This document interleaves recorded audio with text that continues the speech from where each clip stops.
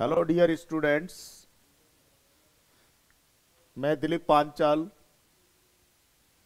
Super career institute Kota के online platform पर आप लोगों का हार्दिक अभिनंदन अभिनंदन करता हूं।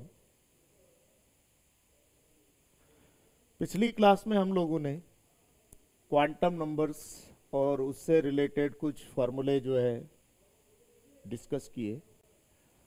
आज हम लोग जो है इलेक्ट्रॉनिक कॉन्फ़िगरेशन अबाव प्रिंसिपल के बारे में चर्चा करेंगे। ठीक है, so let us start electronic configuration. Next topic is electronic configuration. Electronic configuration.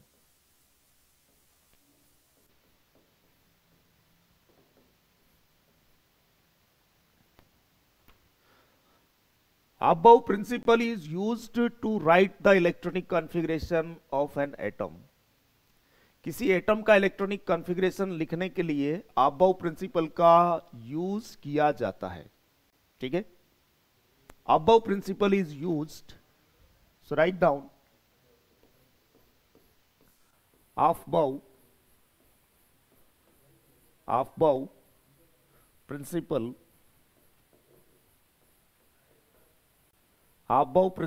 is used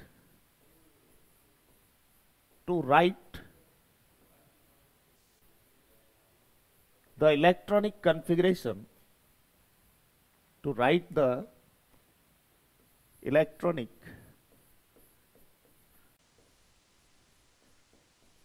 configuration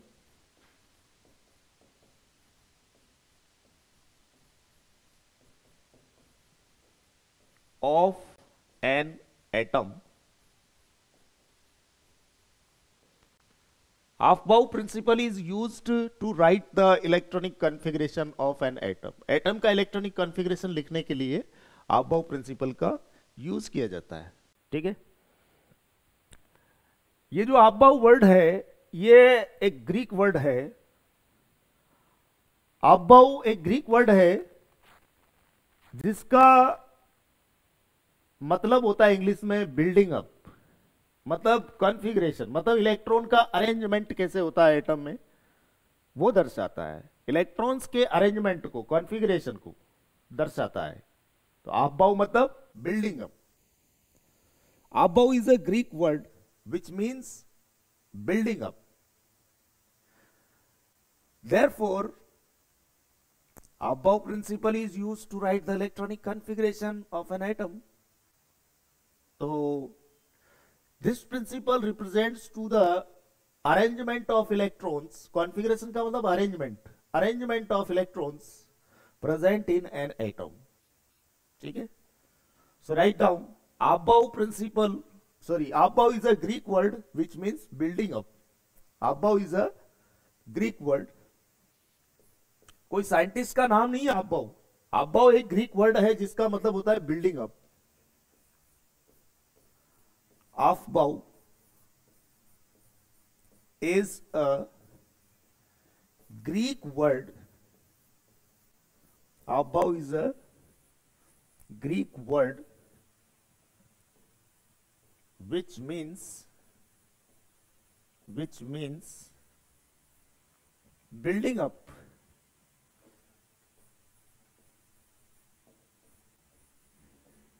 Which means building up. Aufbau is a Greek word which means building up.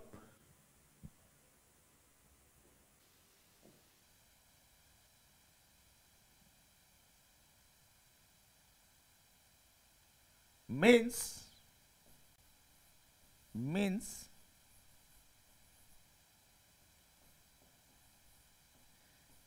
it represents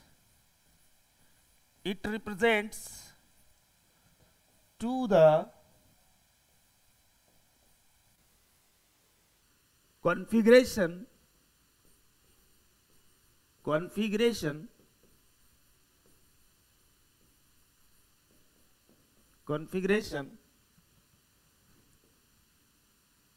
means arrangement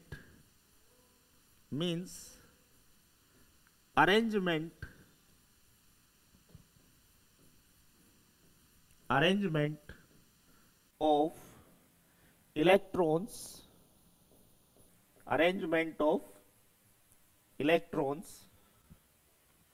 present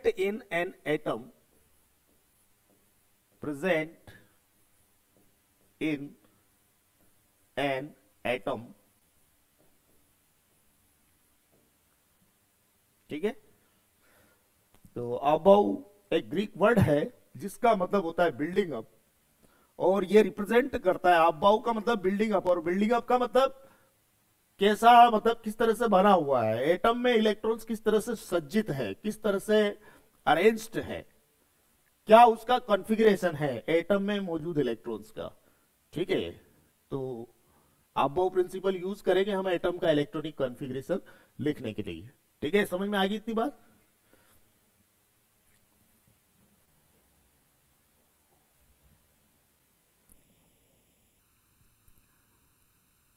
अब देखो, above principal जो है यह दो rule से मिलके बना हुआ है। इन दो रूल्स को प्रायोरिटी ऑर्डर में अप्लाई किया जाएगा, यूज किया जाएगा। ठीक है, तो ये दो रूल्स कौन कौन से हैं? नंबर 1 प्रायोरिटी पे आता है आपका फर्स्ट रूल ऑफ अबव।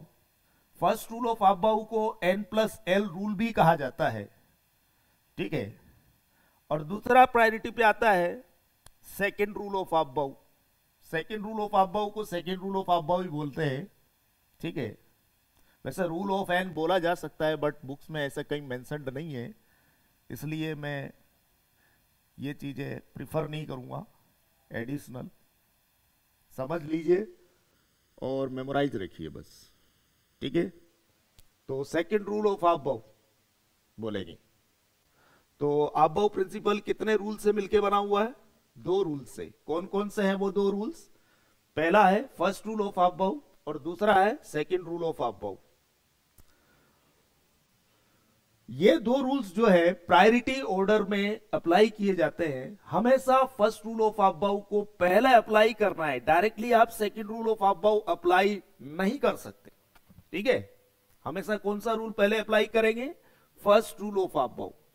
यदि first rule of Aufbau valid हो गया तो फिर सेकेंड रूल ऑफ अबव नहीं लगा सकते, आप अप्लाई नहीं कर सकते सेकेंड रूल ऑफ अबव।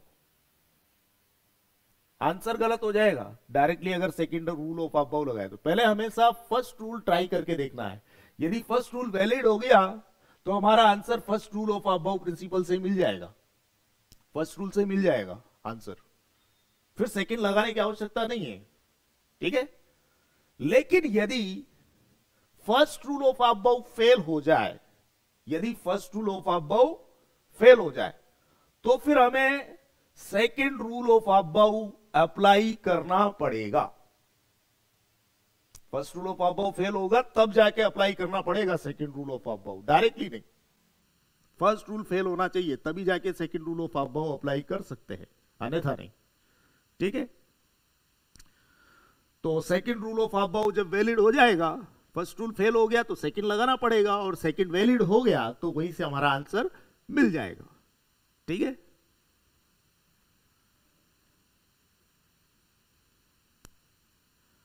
अच्छा एक चीज और बताना चाहता हूं मैं।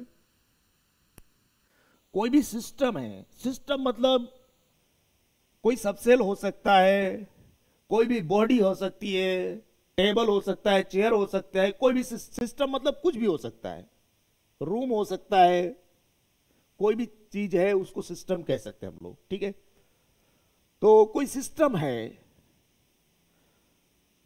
वैसे यहां सिस्टम किसके लिए यूज करूंगा मैं? यहां पर सबसेल की चर्चा करेंगे तो सबसेल के बारे में, सबसेल कोई सिस्टम बोल रहा हूं मैं, तो स्पेशली सिस्टम क्या हो गया हमारा यहाँ? सबसेल।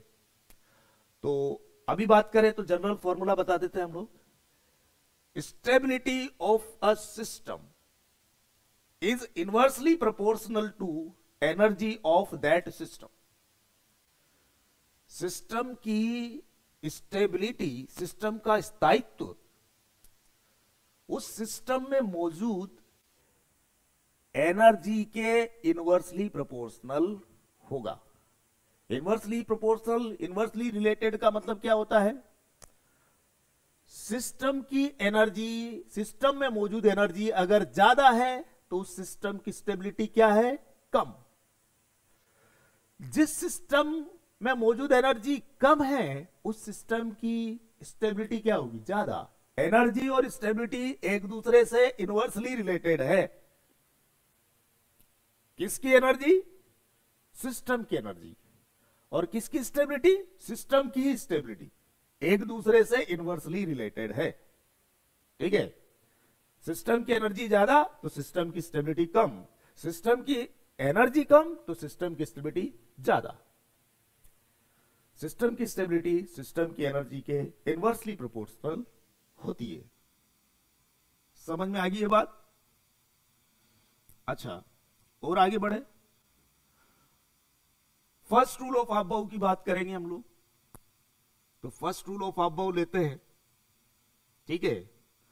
तो फर्स्ट रूल ऑफ अबव को क्या बोलते हैं? N+L रूल भी बोला जाता है इसे, फर्स्ट रूल ऑफ अबव को, क्योंकि N+L की वैल्यू की आवश्यकता होती है। यहां पर N+L की वैल्यूज को कंपेयर करेंगे। किसकी N+L की वैल्यूज? सब सेल्स के लिए N+L की वैल्यूज को कंपेयर करेंगे। ठीक है?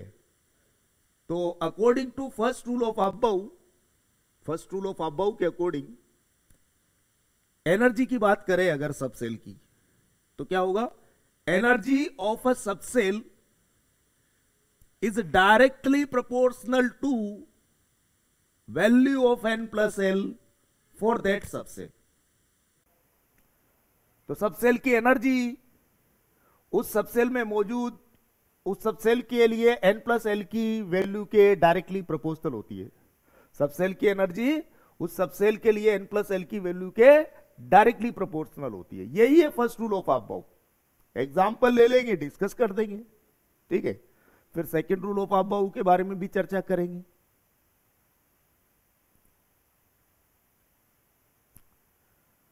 अच्छा, तो करते हैं स्टार्ट, फिर आगे बढ़ते जाएंगे, वैसे वैसे और समझाते जाएंगे आपको।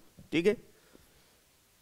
तो लिखिए, Aufbau principle is made up of two rules. Aufbau principle, Aufbau principle, Aufbau सिद्धांत, Aufbau principle is made up of two rules. दो नियमों से मिलकर बना होता है, दो रूल से मिलकर बना होता है अबव प्रिंसिपल। ठीक है?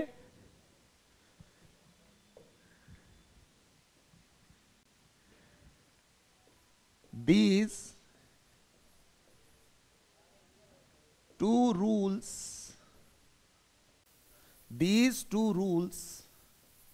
are as given below, as given below। ये दो रूल्स निम्न हैं। फर्स्ट प्रायोरिटी पर कौन सा रूल आता है और सेकंड प्रायोरिटी पे कौन सा रूल आता है, ये याद रखना। फर्स्ट प्रायोरिटी पे हमेशा आता है first rule of above. First rule of above, first rule of above. और सेकंड प्रायोरिटी पे आता है second rule of above, second rule of above. क्या आता है सेकंड प्रायोरिटी पे? Second rule of above.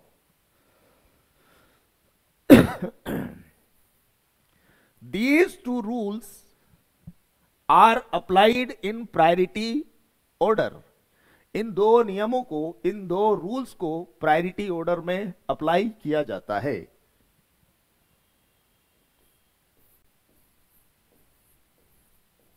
These two rules these two rules are applied, these two rules are applied in priority sequence, priority sequence बोल दो या priority order बोल दो, एक ही बात है. These two rules are applied in priority order.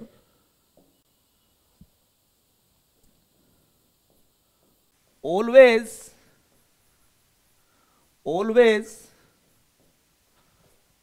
first rule is applied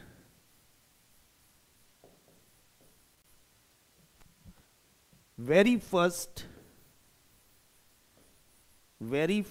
always first rule is applied very first if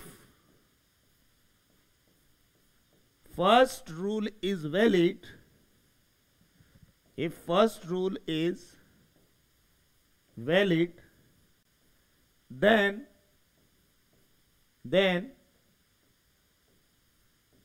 you will get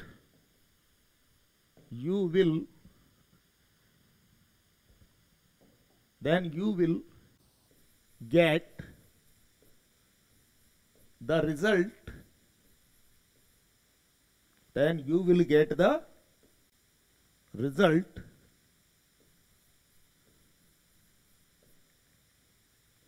and you cannot apply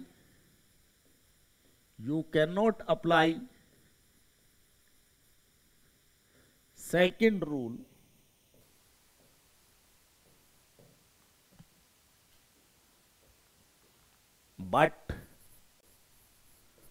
But if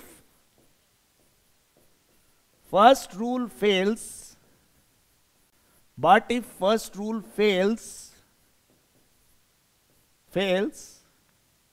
means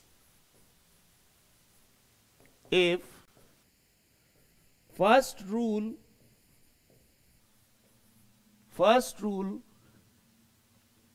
becomes invalid,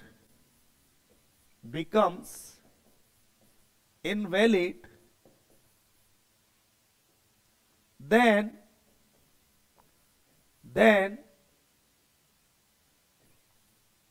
we will have to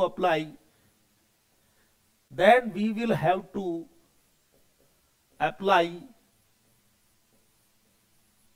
second rule of Aufbau,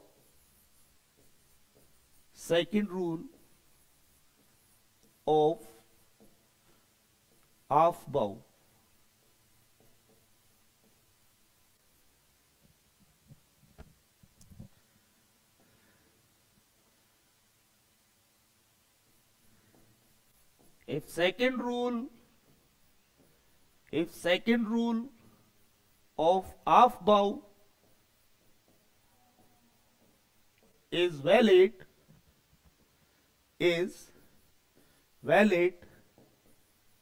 then you will get the result,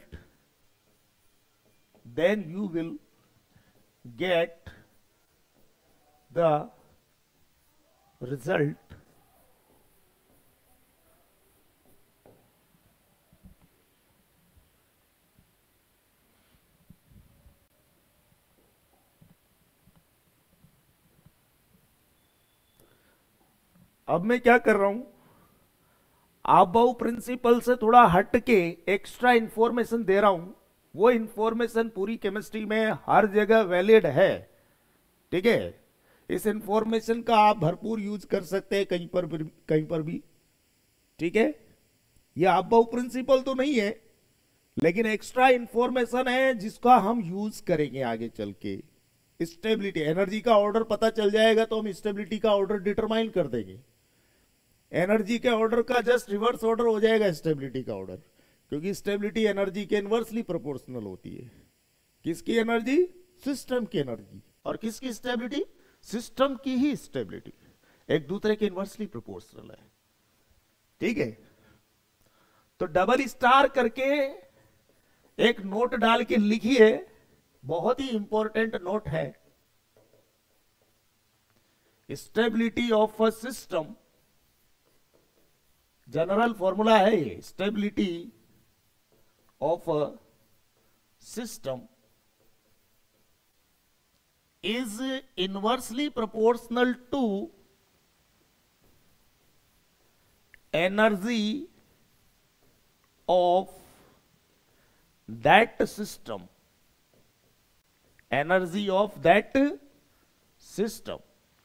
जिस system में मौजूद energy कम, उस system की stability ज्यादा। जिस system में मौजूद energy ज्यादा, उस सिस्टम की स्टेबिलिटी कम होती है। ठीक है, तो ये जो इंपॉर्टेंट इंफॉर्मेशन है बहुत ज्यादा इंपॉर्टेंट है, इसको याद रखिएगा। अब मैं आपबाउ प्रिंसिपल पे वापस आ रहा हूं। ठीक है, तो हम प्रायोरिटी ऑर्डर में आपबाउ प्रिंसिपल को डिस्कस कर रहे हैं। तो सबसे पहले हम बात करेंगे फर्स्ट रूल ऑफ आपबाउ की। ठीक है, the systematic discussion of Aufbau principle is as follows. Now, the systematic discussion, now the systematic discussion of Aufbau principle, Aufbau principle is as follows, as follows। तो सबसे पहले हम लेते हैं फर्स्ट रूल ऑफ आपबाउ। सबसे पहले क्या लेते हैं हम लोग? First rule of Aufbau. Number 1 heading डालेंगे, first rule of Aufbau. Aufbau बहुत स्पेशल वर्ड है, इसलिए आपबाउ बहुत ज्यादा स्पेशल वर्ड है, इसलिए आपबाउ का ए हमेशा कैपिटल लिखा करूंगा मैं। ठीक है ना, ये कोई साइंटिस्ट का नाम नहीं है। आपबाउ एक ग्रीक वर्ड है जिसका मतलब होता है कॉन्फ़िगरेशन, बिल्डिंग अप। क्या होता है? Building up. तो first rule of Aufbau, first rule of Aufbau जो है, फर्स्ट रूल ऑफ आपबाउ को N+L रूल भी कहा जाता है। It is also known as N+L rule. ऐसे बोल दो, it is known as N+L rule also.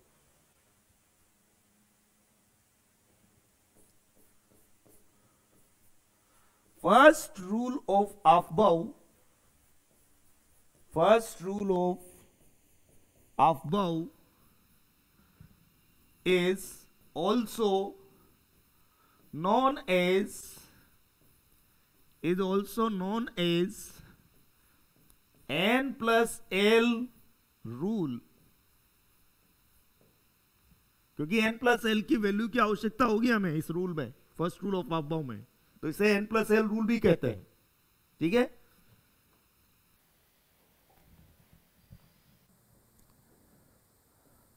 according to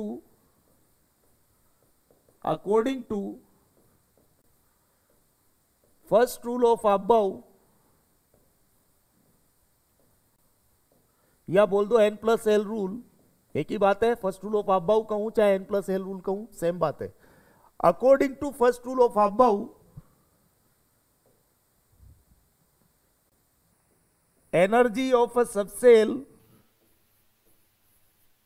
energy का आइडिया किससे मिलेगा? N+L की वैल्यू से। ठीक है, सबसेल की एनर्जी का आइडिया। तो एनर्जी ऑफ अ सबसेल,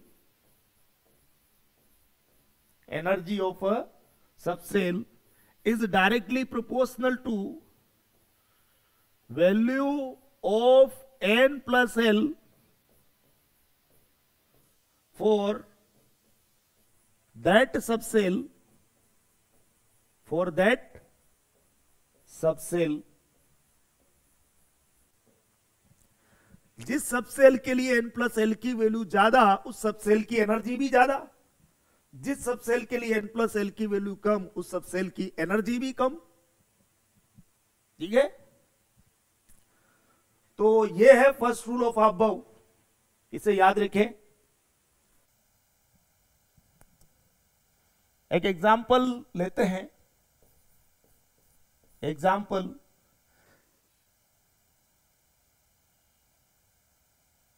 जैसे मैंने लिया, नेक्स्ट पेज पे लेते हैं एग्जाम्पल।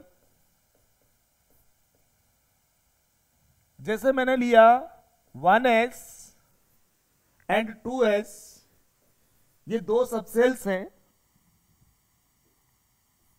n की वैल्यू क्या होगी यहां 1s के लिए, जो आगे लगा होता है वो n की value n equal to 1, n की वैल्यू कितनी 1। और s टाइप का सबसेल है तो टाइप में छुपा हुआ सबसेल का के लिए l की वैल्यू, सबसेल के टाइप में छुपा l की वैल्यू, तो s टाइप का सबसेल के लिए l की वैल्यू क्या होती है हमेशा 0।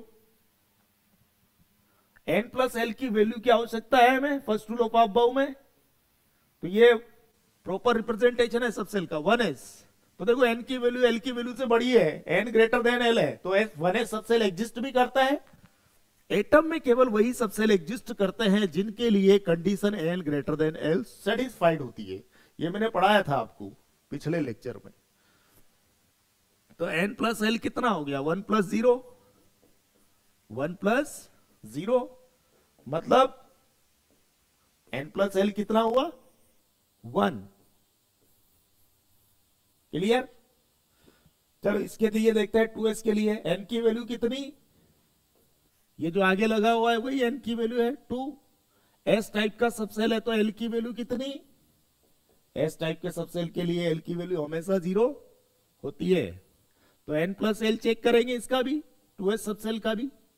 n प्लस l कितना, n plus l 2 plus 0 that is equal to 2। तो यहां पर n प्लस l की वैल्यू कितनी आई 2। देखो यहां पर n प्लस l की वैल्यू 1 आई है 1s सबसेल के लिए, 2s सबसेल के लिए n प्लस l की वैल्यू 2 आई है। देखो यहां पर भी n ग्रेटर देन l है, n की वैल्यू l की वैल्यू से बड़ी है, तो n ग्रेटर देन l है तो 2s सबसेल एग्जिस्ट करेगा। n greater than l condition satisfied हो रही है, दोनों सबसेल एग्जिस्ट करते हैं। ठीक है, n प्लस l की वैल्यूज डिफरेंट आ रही है, यहां 1 है यहां 2 है n प्लस l की value. As the values of n plus l are different, therefore first rule of above is valid। ठीक है, अगर मैं आपसे पूछूं कि ये कैसी है, ये छोटी लाइन है कि बड़ी लाइन है, कुछ नहीं बता सकते आप, तो क्या मैंने बोला कि इस लाइन के मुकाबले में ये लाइन कैसी है, इस लाइन के मुकाबले में ये लाइन छोटी है। चलो इस लाइन के मुकाबले में ये लाइन कैसी है, इस लाइन के मुकाबले में ये लाइन, सॉरी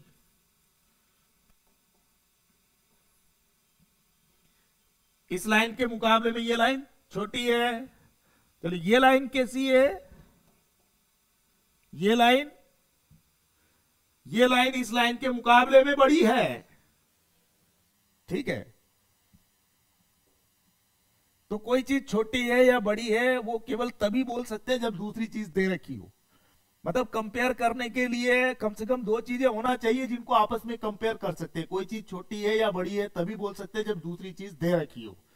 ठीक है, तो देखो मेरा टारगेट क्या है ये बताने के पीछे, मेरा टारगेट ये है कि यहां पर n प्लस l की वैल्यू 1 है 1s सबसेल के लिए, 2s सबसेल के लिए n प्लस l की वैल्यू 2 है। यहां पर n प्लस l की वैल्यू छोटी है, कंपेयर करो 2 से 1 छोटा है, n प्लस l की वैल्यू छोटी है, तो यहां पर n प्लस l की वैल्यू इससे कंपेयर करो वो बड़ी है, तो यहां पर लिखेंगे n प्लस l की वैल्यू क्या है छोटी, डाउन एरो मतलब छोटी है। यहां पर n प्लस l की वैल्यू कैसी है कंपेयर करो बड़ी है, n प्लस l की वैल्यू कैसी है बड़ी है, अप एरो मतलब ज्यादा है। मैंने बोला था फर्स्ट रूल ऑफ अबव बोलता है कि n प्लस l की वैल्यू के डायरेक्टली प्रोपोर्शनल होती है energy, energy is directly proportional, energy of a subcell is directly proportional to value of n plus l for that subcell. तो जिस subcell के लिए n प्लस एल की value कम उसकी एनर्जी भी कम, और जिस सबसेल के लिए n प्लस एल की वैल्यू ज्यादा उसकी एनर्जी भी ज्यादा। n प्लस एल की वैल्यू कम है तो इस सबसेल की एनर्जी भी कम, सबसेल की एनर्जी भी क्या है, कम। इस सबसेल के लिए n प्लस एल की वैल्यू ज्यादा है तो एनर्जी भी क्या है, ज्यादा। एनर्जी का आइडिया आपको सबसेल के लिए n प्लस एल की वैल्यू जो है उससे मिलेगा, डायरेक्टली रिलेटेड है एनर्जी n प्लस एल की वैल्यू से, ठीक है। तो ये तो हो गया आपका फर्स्ट रूल ऑफ अबाउ, यहां खत्म हो गया, इतना ही है। बट एक्स्ट्रा इंफॉर्मेशन से मैं स्टेबिलिटी का आइडिया भी दे सकता हूं। मैंने बताया था stability of a system is inversely proportional to energy of that system. जिस सिस्टम की एनर्जी कम उसकी स्टेबिलिटी ज्यादा, और जिस सिस्टम की एनर्जी ज्यादा उसकी स्टेबिलिटी कम। देखो एनर्जी कम है, 1s सबसेल की एनर्जी कम है तो स्टेबिलिटी क्या होगी, ज्यादा। स्टेबिलिटी क्या है इसकी, ज्यादा, स्टेबिलिटी ज्यादा। और इस सबसेल की एनर्जी ज्यादा तो स्टेबिलिटी क्या है, कम, स्टेबिलिटी कम। तो देखो 1s से 2s की तरफ जा रहा हूं मैं, ऐसे लेफ्ट टू राइट जाएंगे हमेशा, सेल्फ अंडरस्टूड है। तो लेफ्ट टू राइट जा रहा है 1s से 2s सबसेल की तरफ, तो ये सबसेल की एनर्जी क्या होती जा रही है, इसकी कम इसकी ज्यादा। तो लेफ्ट टू राइट जा रहे पर एनर्जी बढ़ती जा रही है, एनर्जी क्या होती जा रही है, बढ़ती जा रही है। तो इन सबसेल को इनकी एनर्जी के इंक्रीजिंग ऑर्डर में अरेंज करो। ऐसे बोले तो कैसे लिखेंगे, 1s लेस देन 2s, ऐसे लिखेंगे। लेफ्ट टू राइट एनर्जी बढ़ती जा रही है, इंक्रीजिंग ऑर्डर हो गया ये। अगर बोले कि इन सबसेल्स को इनके स्टेबिलिटी के, देखो स्टेबिलिटी इसकी ज्यादा है 1s की और स्टेबिलिटी 2s की क्या है, कम। तो स्टेबिलिटी का ऑर्डर की बात करें तो कैसे लिखेंगे, अगर आपसे पूछे कि स्टेबिलिटी इसकी ज्यादा इसकी कम तो स्टेबिलिटी घटती जा रही है, तो स्टेबिलिटी घटती जा रही है। तो 1s की स्टेबिलिटी ज्यादा है 2s की कम है, तो कैसे लिखेंगे, स्टेबिलिटी के ऑर्डर में अरेंज करके 1s ग्रेटर देन 2s, हमेशा लेफ्ट टू राइट पढ़े, 1s ग्रेटर देन 2s। तो 1s की स्टेबिलिटी ज्यादा है ना 2s से, तो ये लेफ्ट टू राइट जाने पर स्टेबिलिटी डिक्रीज होती जा रही है, तो ये डिक्रीजिंग ऑर्डर हो गया। सबसेल्स को मैंने अरेंज कर दिया उनकी स्टेबिलिटी के डिक्रीजिंग ऑर्डर में, ठीक है। तो इस तरह से क्वेश्चन आ सकते हैं।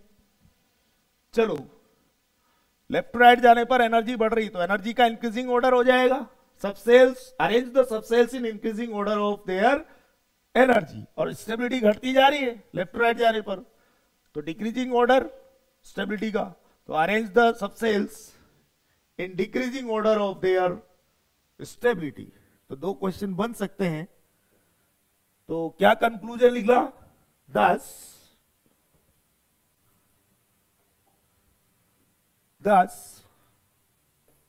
कंक्लूजन ये निकला, subcells in increasing order, subcells in increasing order of their stability, sorry energy, पहले एनर्जी की बात करेंगे। The subcells in increasing order of their energy क्या होगा, 1s लेस देन 2s। ऐसे सोचो लेफ्ट टू राइट जाने पर एनर्जी क्या होती जा रही है, एनर्जी सबसेल की एनर्जी बढ़ती जा रही है, डिक्रीजेस, तो ये डिक्रीजिंग ऑर्डर हो गया, सॉरी इंक्रीजिंग ऑर्डर हो गया सबसेल की एनर्जी का। इंक्रीजिंग ऑर्डर ही तो पूछा है, तो आंसर हो गया हमारा ये। दूसरी बात, एनर्जी का ऑर्डर का रिवर्स ऑर्डर होगा स्टेबिलिटी ऑर्डर, क्योंकि एनर्जी और स्टेबिलिटी इनवर्सली रिलेटेड होती है। सबसेल्स in decreasing order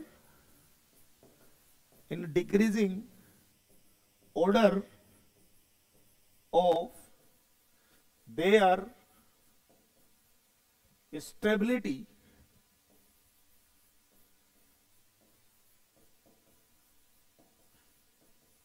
क्या हो जाएगा ऑर्डर 1s 2s ऐसा लिख देंगे। एनर्जी का ऑर्डर ये है इंक्रीजिंग, तो स्टेबिलिटी का ऑर्डर हो जाएगा डिक्रीजिंग। लेफ्ट टू राइट जाने पर स्टेबिलिटी घटती जा रही है, तो लेफ्ट टू राइट जाने पर क्या होती जा रही है, स्टेबिलिटी डिक्रीजेस, स्टेबिलिटी डिक्रीजेस। ठीक है, तो सब सेल्स को व्यवस्थित कर दिया मैंने उनकी एनर्जी के बढ़ते हुए ऑर्डर में, सब सेल्स को मैंने व्यवस्थित कर दिया उनकी स्टेबिलिटी के डिक्रीजिंग ऑर्डर में।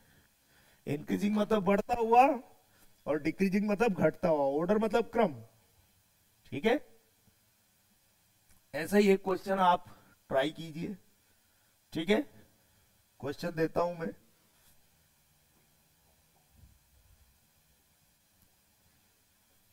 Question is,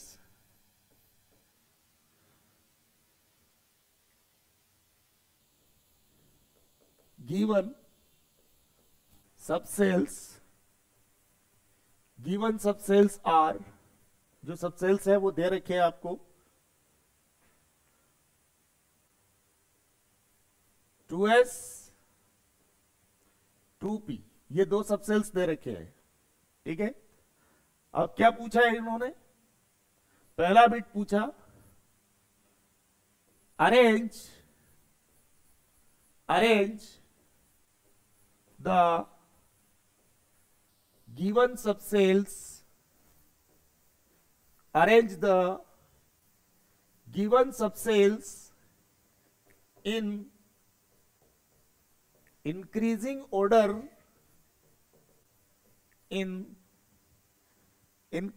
order of their energy। दूसरा बिट arrange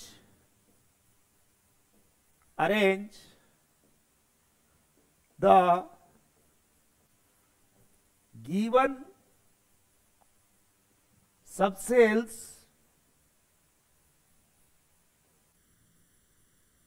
in decreasing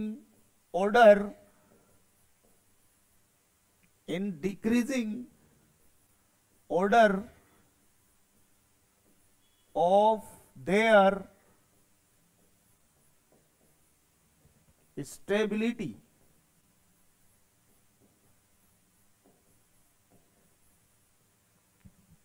ये दो चीजें पूछी गई है, एनर्जी के इंक्रीजिंग ऑर्डर में अरेंज करना है सबसेल्स को, तो उन्हीं सबसेल्स को जो है स्टेबिलिटी के डिक्रीजिंग ऑर्डर में अरेंज करना है। तो अरेंज सबसेल को करना है किस ऑर्डर में, एनर्जी के तो इंक्रीजिंग ऑर्डर में और स्टेबिलिटी के डिक्रीजिंग ऑर्डर में। ठीक है, 2s 2p ये दो सबसेल्स गिवन है आपको, ट्राई करते हैं। तो सबसे पहले क्या करेंगे, फर्स्ट रूल ऑफ अफबाउ मतलब n+l रूल अप्लाई करके देखेंगे। यदि n+l की वैल्यूज डिफरेंट आ जा रही है तो समझ जाना कि first rule of Aufbau valid है, क्योंकि n+l की वैल्यूज में अंतर है तो एनर्जी का कंपैरिजन हो जाएगा।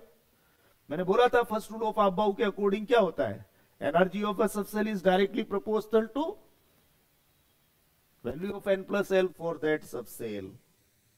जिस सबसेल के लिए n+l की वैल्यू ज्यादा उस सबसेल की एनर्जी भी ज्यादा, जिस सबसेल के लिए n+l की वैल्यू कम उसकी एनर्जी भी कम। ये बात समझ में आएगी। तो तो इस क्वेश्चन को ट्राई करते हैं। 2s 2p ये दो सब सेल्स है, सॉल्व करते हैं, फिर रिजल्ट लिख देंगे, आंसर लिख देंगे फिर फाइनली। तो क्या क्या सब सेल्स गिवन है? 2s एंड 2p ये दो सब सेल्स गिवन है। n की वैल्यू क्या है? देखो एटम में मौजूद सब सेल को प्रॉपरली रिप्रेजेंट करने के लिए कम से कम दो क्वांटम नंबर्स n तथा l की वैल्यूज की आवश्यकता होती है, ठीक है। और एटम में केवल वही सब सेल्स एग्जिस्ट करते हैं जिनके लिए condition n greater than l satisfied होती है। तो n की वैल्यू 2 है, s टाइप का सब सेल है, l की वैल्यू कितनी? s के लिए l equal to 0। First rule लगाएंगे तो उसके लिए n प्लस एल की वैल्यू की आवश्यकता होगी। n प्लस एल कैलकुलेट करो।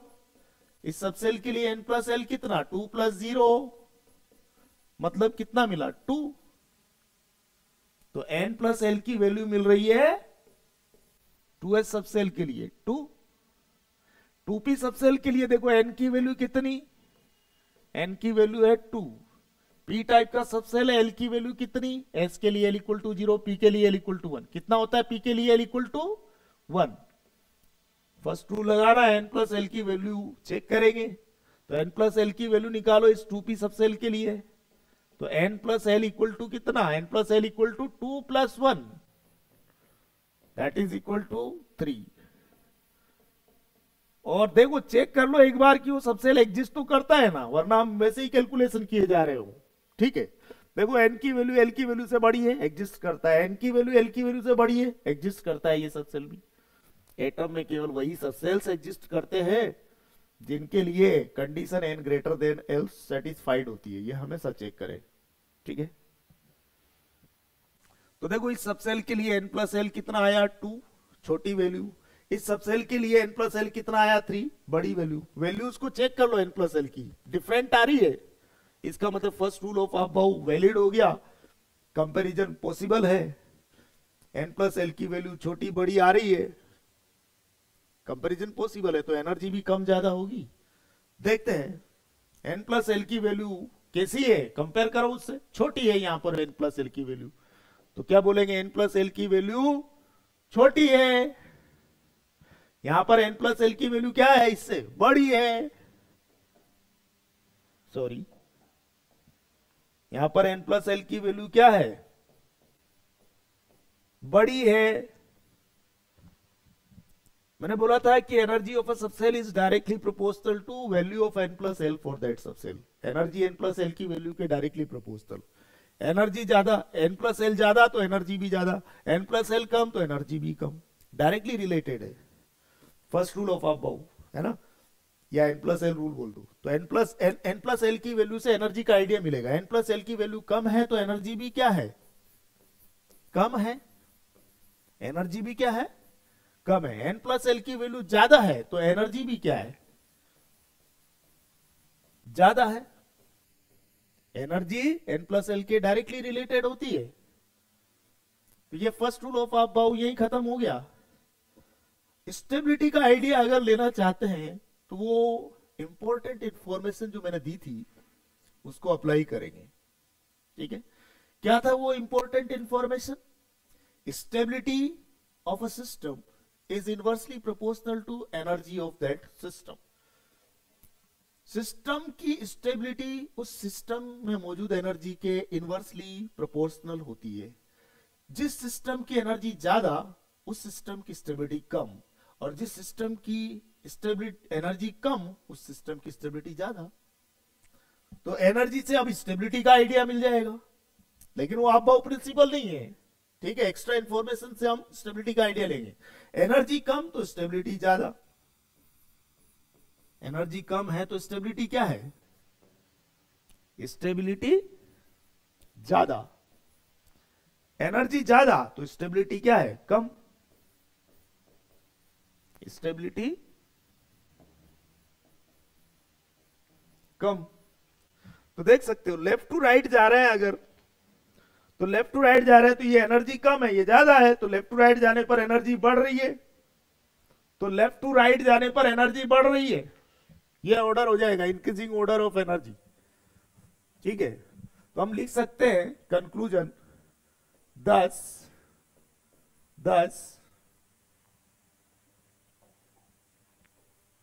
रिजल्ट क्या है, कंक्लूजन, पहला कंक्लूजन सबसेल, पहला बिट का आंसर है सबसेल्स इन एनर्जी इंक्रीज होती जा रही है, subcells in increasing order of their energy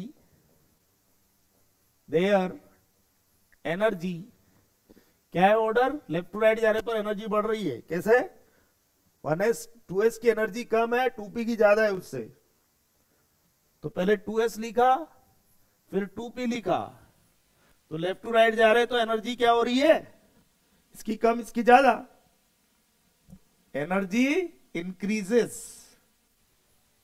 energy increase हो रही है, एनर्जी इज इंक्रीजिंग, या ऐसे बोल दो एनर्जी बढ़ती है, इंक्रीजेस, तो ये ऑर्डर हो गया, इंक्रीजिंग ऑर्डर ही तो चाहिए था, सब सेल को उनकी एनर्जी के इंक्रीजिंग ऑर्डर में अरेंज करना था, पहला बिट का आंसर हो गया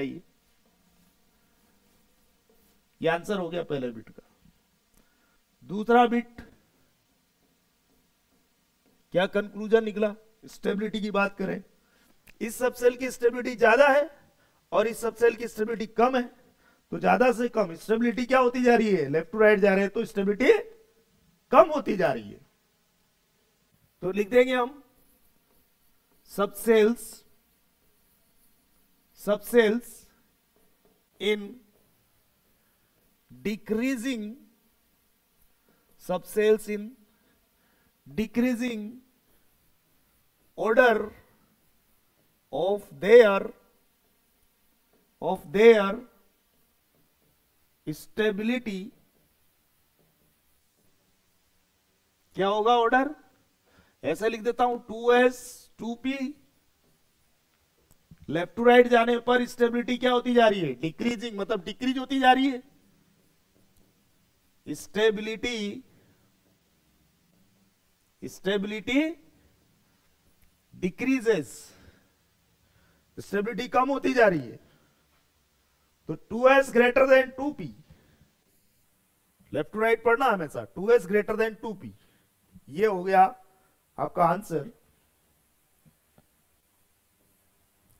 क्लियर है दोनों क्वेश्चंस, क्वेश्चन के दोनों पार्ट्स क्लियर है, दोनों बिट क्लियर है, आंसर कैसे आया, ठीक है।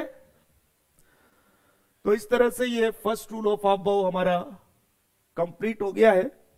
इसके बाद आगे हम लोग कर रहे हैं डिस्कशन किसका, सेकेंड रूल ऑफ अबव का, ठीक है। तो सेकेंड रूल ऑफ अबव देखो, n प्लस एल की वैल्यूज डिफरेंट आ रही है तो first rule of Aufbau valid हो गया, लेकिन यदि जो दो सबसेल्स गिवन है आपको उनके लिए n प्लस एल की वैल्यूज निकाल लेंगे पहले तो, ताकि हम फर्स्ट रूल चेक कर सके। यदि n प्लस एल की वैल्यूज डिफरेंट आ गई तो आंसर वहीं पर मिल जाएगा, फिर सेकेंड रूल लगाने की आवश्यकता नहीं है, कंपैरिजन पॉसिबल हो जाएगा, ठीक है।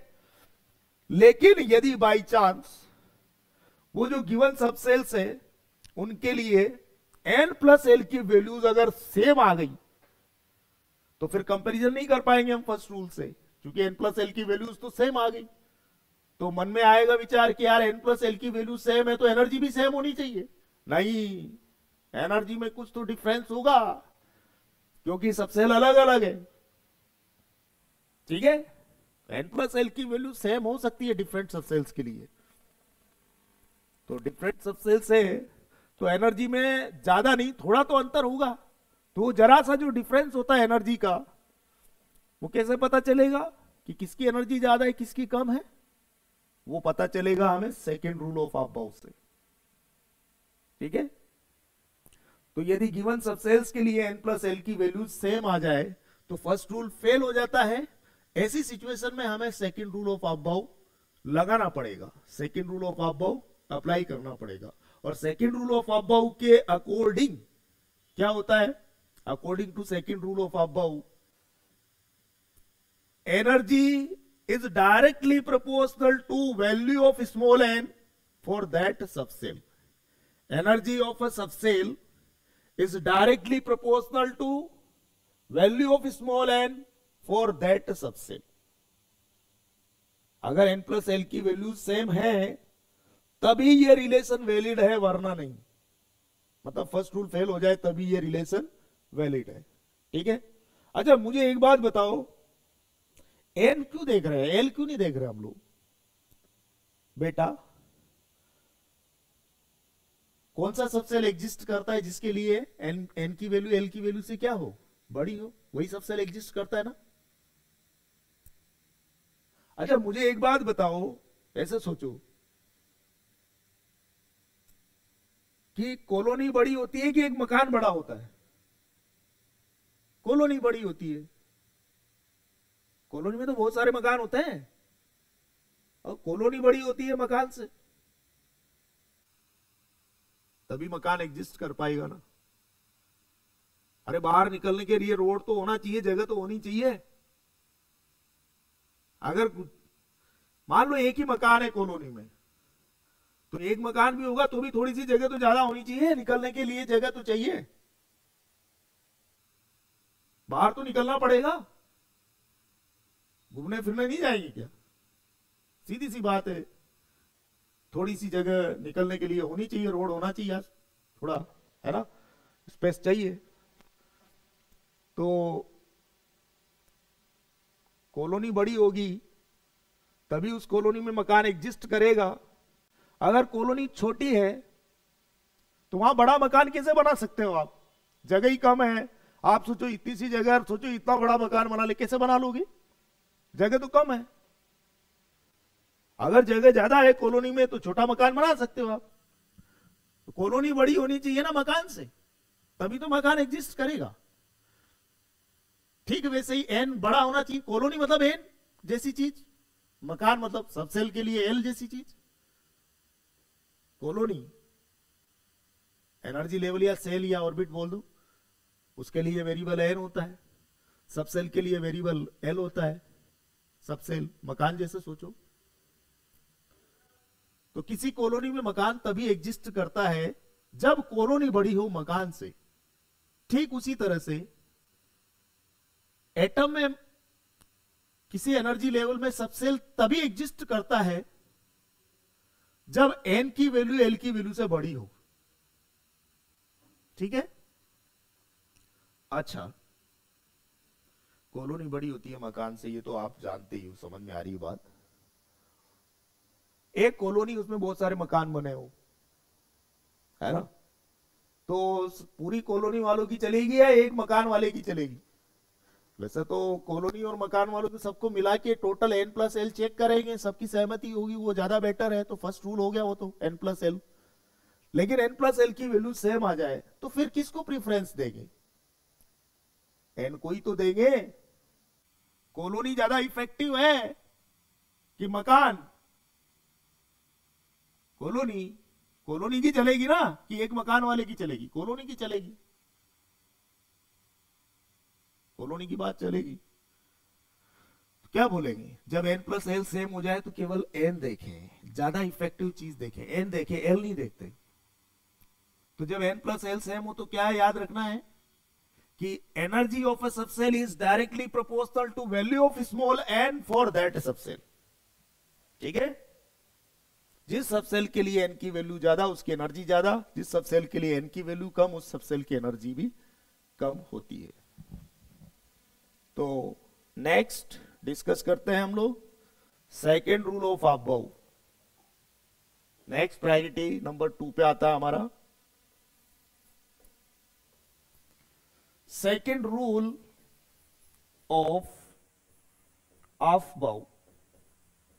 सेकेंड रूल ऑफ अबाउ, इसे हम रूल ऑफ एन भी बोल सकते हैं. एन का नियम, स्मॉल एन का नियम. बट ऐसा कई बुक्स में मेंशन्ड नहीं है, इसलिए हम ऐसा कुछ नहीं बोलने वाले हैं. मन में याद रखिए, रूल ऑफ एन जैसा ट्रीट करना है इसको, सेकेंड रूल ऑफ अबव, ठीक है। वेरी फर्स्ट लिखिए, very first we try to apply first rule of Aufbau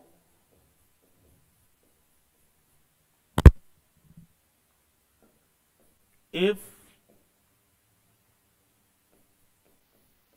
first rule of Aufbau becomes invalid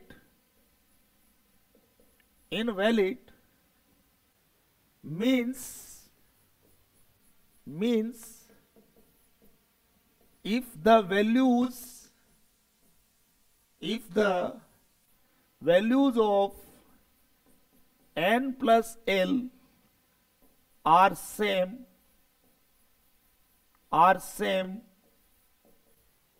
for the given subcells,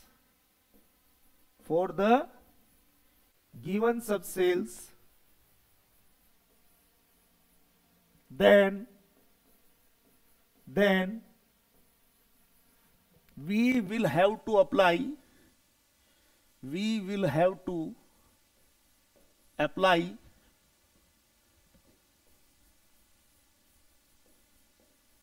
second rule of Aufbau, according to which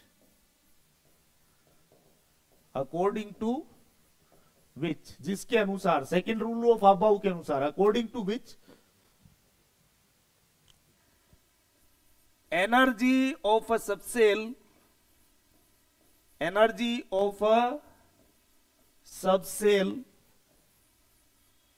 is directly proportional to value of small n for that subcell, value of small n for that subcell। ये याद रखना है, ये relation कब valid है? ये relation तभी valid है जब n प्लस एल की वैल्यूज सेम हो, मतलब first rule of above fail हो जाए, ठीक है, तभी वैलिड है ये रिलेशन। ये इतना सा है सेकंड रूल ऑफ अबव, ये तभी वैलिड है जब n प्लस एल की वैल्यूज क्या हो, सेम, ठीक है।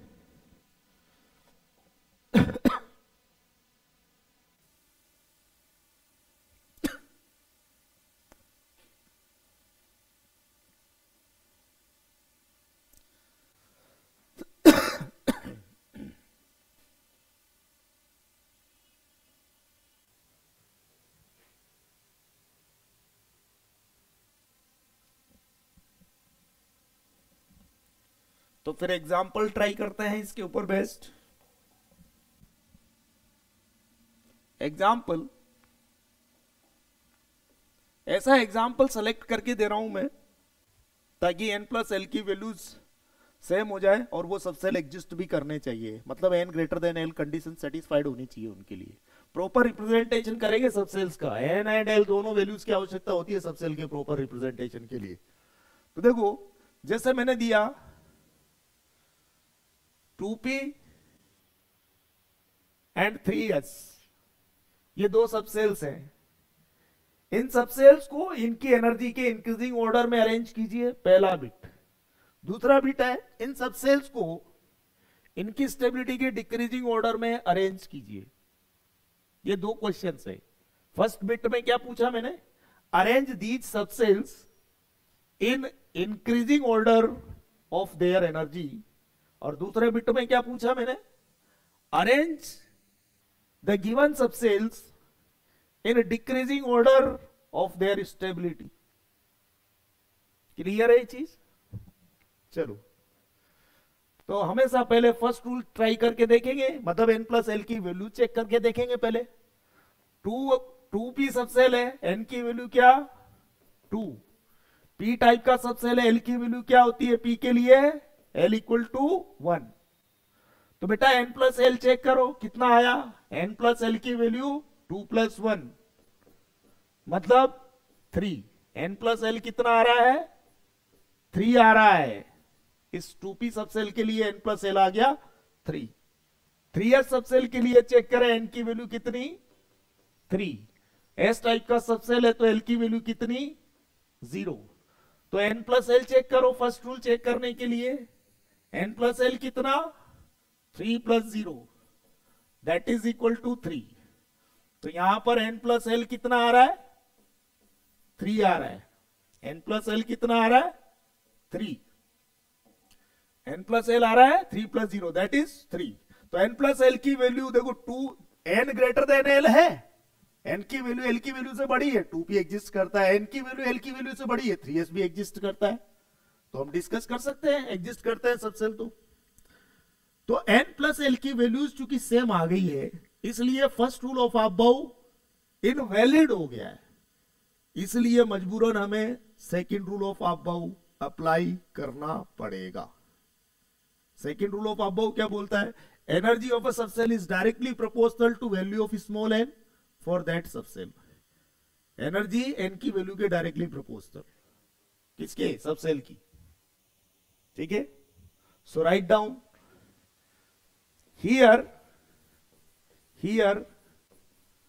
the values of n plus l are same for the given subcells, for the given subcells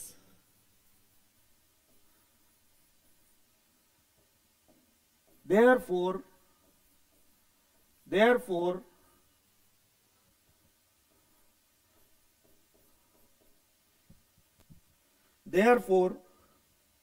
first rule of above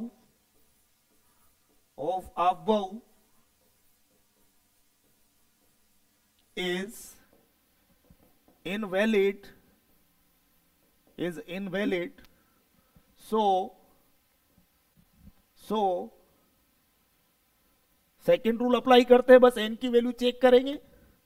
so applying second rule of above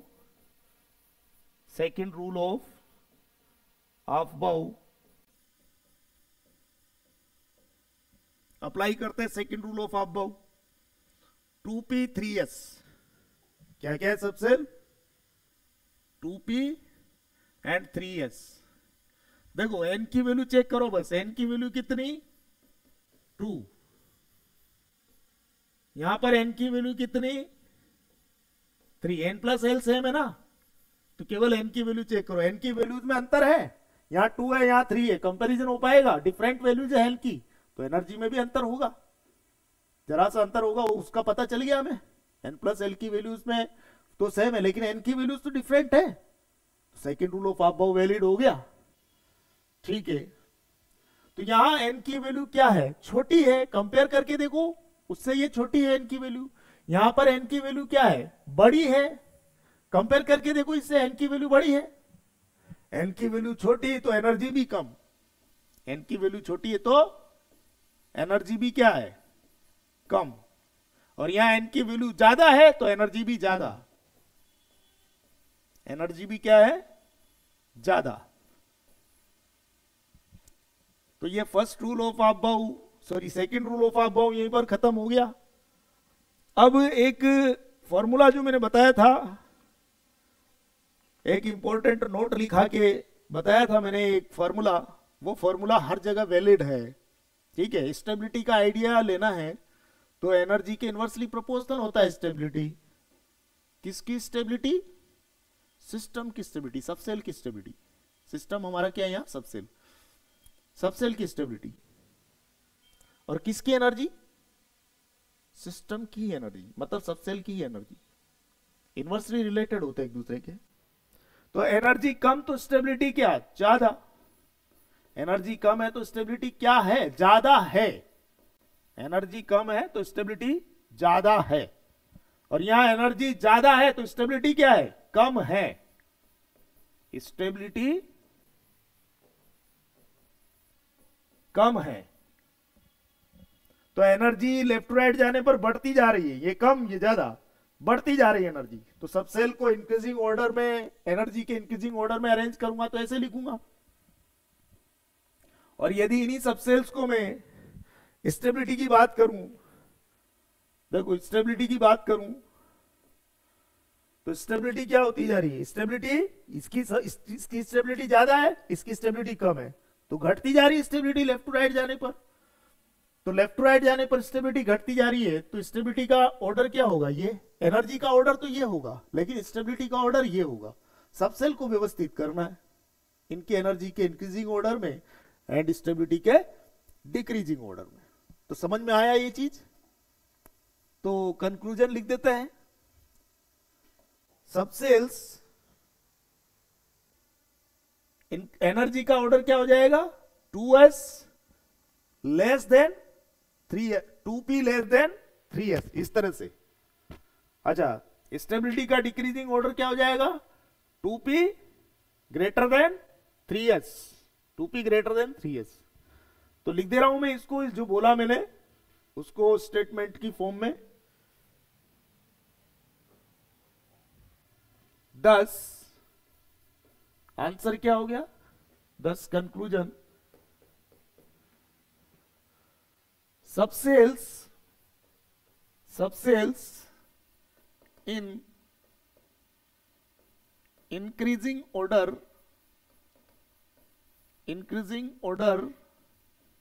of their energy क्या होगा, 2p 3s, यही था ना। Energy का increasing order, N की value बढ़ती जा रही है, एनर्जी बढ़ती जा रही है, तो लेफ्ट टू राइट जाने पर एनर्जी क्या हो रही है, यहां पर एन की वैल्यू बढ़ रही है, एन प्लस एल तो सेम है दोनों के लिए, तो एनर्जी इंक्रीजेस, ये आंसर हो गया, 2p लेस देन 3s, यही आंसर है आपका। ठीक है, दूसरा बिट, सब सेल्स एनर्जी का इंक्रीजिंग ऑर्डर तो स्टेबिलिटी का डिक्रीजिंग हो जाएगा ऑर्डर, इस तरह से। Sub cells in decreasing, sub cells in decreasing order of there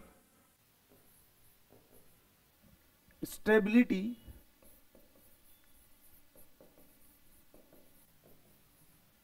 क्या होगा, लेफ्ट टू राइट जाने पर स्टेबिलिटी डिक्रीज होनी चाहिए, एनर्जी का जस्ट रिवर्स ऑर्डर हो जाएगा, 2p 3s, ऐसे कैसे लिख दो, ये जो ऑर्डर है एनर्जी का उसका जस्ट रिवर्स ऑर्डर हो जाएगा। एनर्जी का इंक्रीजिंग ऑर्डर है तो स्टेबिलिटी का डिक्रीजिंग ऑर्डर होगा। तो लेफ्ट टू राइट जाने पर एनर्जी स्टेबिलिटी क्या होती जा रही है, डिक्रीज करती जा रही है, स्टेबिलिटी डिक्रीज करती जा रही है, stability decreases, sorry stability decreases.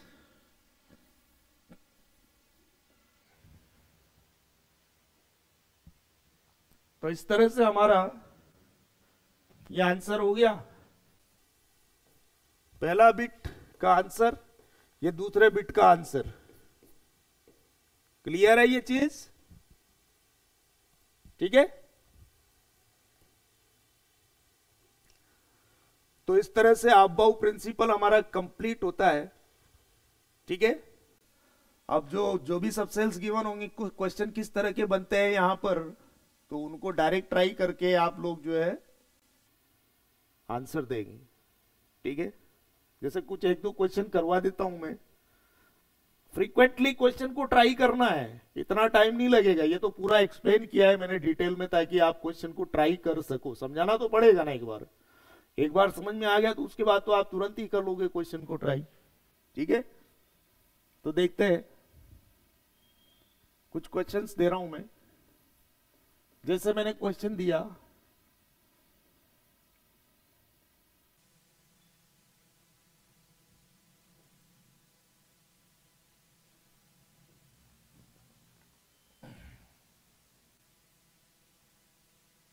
Question क्या है, इसे अरेंज करके देख लो, डायरेक्टली अरेंज कर देता हूं मैं। इलेक्ट्रॉनिक कॉन्फ़िगरेशन में वैसे हम अरेंज करेंगे इन सबको, ठीक है ना, तो अबव प्रिंसिपल का यूज करते हुए अरेंज करेंगे वहां पर सब सेल्स को। तो ट्रिक बताऊंगा तो उससे कर लेंगे हम लोग तुरंत, ठीक है, तो हो जाएगा हमारा काम उसमें, शॉर्ट ट्रिक में इलेक्ट्रॉनिक कॉन्फ़िगरेशन लिखने का जो शॉर्ट ट्रिक है उसमें, ठीक है। तो अगली क्लास में हम जो है इलेक्ट्रॉनिक कॉन्फ़िगरेशन लिखना सिखाएंगे आपको, ठीक है। अभी तो अबव प्रिंसिपल हमने डिस्कस किया। अबव प्रिंसिपल इलेक्ट्रॉनिक कॉन्फ़िगरेशन लिखने के लिए ही यूज किया जाता है, तो इसका एप्लीकेशन जो है क्या है, इलेक्ट्रॉनिक कॉन्फ़िगरेशन लिख पाना, इसका एप्लीकेशन है, ठीक है। तो मैं अगली क्लास में शॉर्ट ट्रिक बताऊंगा to write the electronic configuration of an atom. तो डिफरेंट डिफरेंट एटम्स के बारे में हम बात करेंगे, ठीक है। आप लोग कम से कम 1 से लेके 20 तक एटॉमिक नंबर वाले एटम्स को मेमोराइज करके आइए, 1 से लेके 20 एटॉमिक नंबर तक के एटम्स को मेमोराइज करके आइए आप लोग, बहुत इंपॉर्टेंट है, ठीक है। देख लेना पीरियोडिक टेबल में, ठीक है ना, वो मेमोराइज करना ही पड़ेगा आपको। दिक्कत आएगी कोई इश्यू नहीं है, मैं रटवा दूंगा वैसे, बट अभी फिलहाल के लिए आप लोग जो है, मैं एटॉमिक नंबर दे दूंगा एटम का, और उसका इलेक्ट्रॉनिक कॉन्फ़िगरेशन आप लोग डायरेक्ट लिखना, ठीक है, शॉर्ट ट्रिक से। बाकी बाद में हम मेमोराइज कराएंगे आपको, ठीक है। तो ठीक है, आज के लिए इतना ही करते हैं, मिलते हैं नेक्स्ट क्लास में। Till then goodbye, thank you all.